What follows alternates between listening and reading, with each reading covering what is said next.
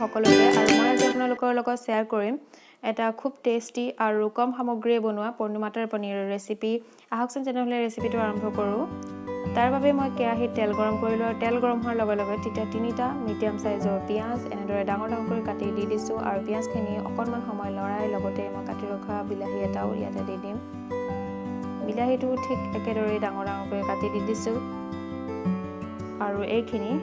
অকণমান সময় মই সতে কৰি লম এইখিনি গোল্ডেন ব্ৰাউন হোৱালৈকে ভাজিব নালাগে অকণমান সতে কৰি ললেই হ'ব যাতে ইয়াৰ কেঁচা কেঁচা গন্ধটো নাইকিয়া হৈ যায় আৰু মই লগতে দি দিছো এটা কেঁচা জলকীয়া জ্বলা বেছি খালে বেছি দিব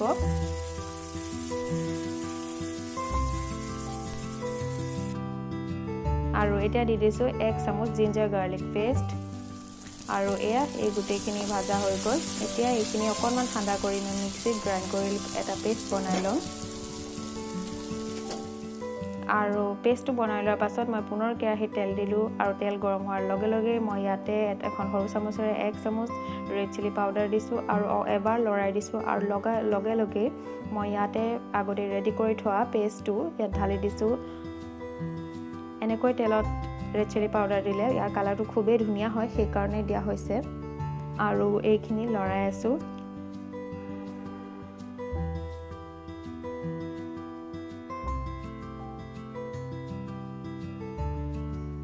আৰু প্ৰায় 1-2 মিনিট মান সময় লৰালো আৰু এতিয়া ইয়াতে মই দিম 1 চামুচ ধনিয়া গুৰি খুব কম মছলা ব্যৱহাৰ কৰি মই এই মটৰ পনীৰৰ ৰেচিপিটো বনাই দেখুৱাম আপোনালোকৰ লগত কিন্তু খাবলৈ সঁচাকৈ বহুতেই টেষ্টি হয় আৰু এতিয়া দিছো মই হালধি পুনৰ লৰাই আছো আৰু ঢাকন মাৰি দিছো প্ৰায় 5 মিনিটৰ কাৰণে গেছটো মিডিয়াম ফ্লেম কৰি আৰু 5 মিনিটৰ পাছত এয়া ঢাকন খুলি চাইছো আমাৰ মছলাখিনি অলপমান ভাজা হৈ গৈছে ইয়াৰ পৰা তেলো সেপাৰেট হৈছে পুনৰ এইখিনি 5-6 মিনিট ভাজিব লাগিব আৰু পুনৰ 5-6 মিনিট ভাজাৰ পাছত এয়া মছলাখিনি কোৱান্টিটি প্ৰায় আধা হৈ গৈছে আৰু ধুনীয়াকৈ ইয়াৰ কালাৰটো চেঞ্জ হৈ গৈছে অইল সেপাৰেট হৈ গৈছে আৰু প্ৰায় 2-3 মিনিট সময় ইয়াত ভাজি থাকিম গেছৰ ফ্লেম মিডিয়াম কৰি মছলাখিনি যিমানেই ভালদৰে ভাজা হয় ইয়াৰ গ্ৰেভিটো খাবলৈ বেছি টেষ্টি হয় জুইটো কমাই মছলাখিনি ভাজি থাকিম আৰু এয়া মছলাখিনি একেবাৰে অকণমান হৈ গৈছে কোৱান্টিটি একেবাৰে কমি গৈছে আৰু তেল কেনেকৈ ইয়াৰ পৰা ধুনীয়াকৈ সেপাৰেট হৈ গৈছে মছলাখিনি এতিয়া ভাজা হৈ গ'ল ইয়াতে মই কাটি ৰখা পনীৰখিনি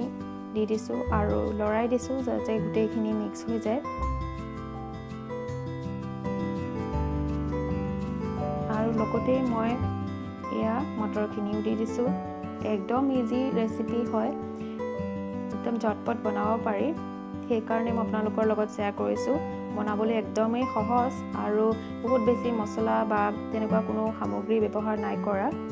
আৰু এতিয়াই মই 1 কাপ ফুল পানী ইয়াত ঢালি দিছো আৰু গেছৰ ফ্লেম হাই কৰি লৰাই দিছো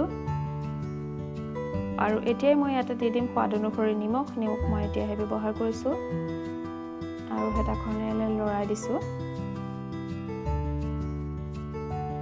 আৰু পুনৰ এইখিনি মই ঢাকন মাৰি গেছৰ ফ্লেম হাই কৰি 10 মিনিটৰ কাৰণে সিজিবলৈ দিলো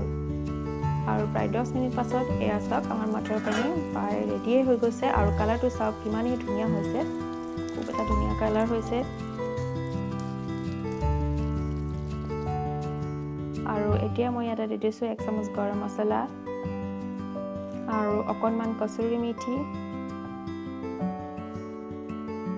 আৰু লৰাই দিছো এবাৰ আৰু মই ইয়াতে একেবাৰে শেষত দিম 1 চামুচ ভৰাই এয়া হৈছে ঘি আৰু এতিয়া পুনৰ মিক্স কৰি দিছো যাতে ঘিউখিনি ধুনীয়াকৈ পনীৰখিনিৰ গ্ৰেভিৰ লগত মিলি যায় আৰু এয়া চাওক একেবাৰে শেষত মটৰ পনীৰখিনি দেখিবলৈ কিমান ধুনীয়া হৈছে